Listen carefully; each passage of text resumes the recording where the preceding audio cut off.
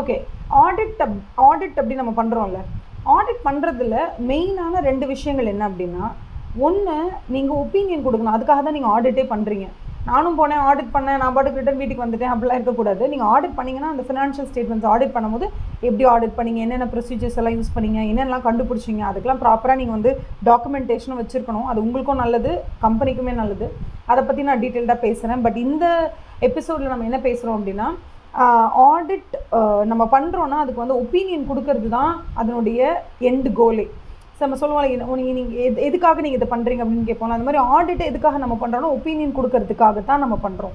So ஒரு audit முடிச்சுட்ட உடனே நம்ம என்ன பண்ணணும்னா, நம்ம ஒப்பீனியன், அது வந்து என்ன ஒப்பீனியனாக இருந்தாலும் சரி, அந்த financial statements is reflecting true and fair view நீங்கள் சொன்னாலும் okay, it is not reflecting true and fair வியூன்னு சொன்னாலும் ஓகே, எதையாவது ஒன்று சொல்லணும். நீங்கள் அந்த இடத்துல உங்களோட ஒப்பீனியனை கொடுக்கணும். அதுக்காகத்தான் நீங்கள் ஆடிட் பண்ணுறீங்க. So to audit is to give the opinion. அதை மட்டும் நீங்கள் மறந்துடாதீங்க. ஆடிட்டுடைய எண்டு கோல் ஒப்பீனியன் கொடுக்கறது தான். ஓகேவா? So that's very important. So இந்த ஸ்னிப்பெட்டை மறக்காமல் ஞாபகம் வச்சுக்கோங்க. Okay, thank you so much, all the best.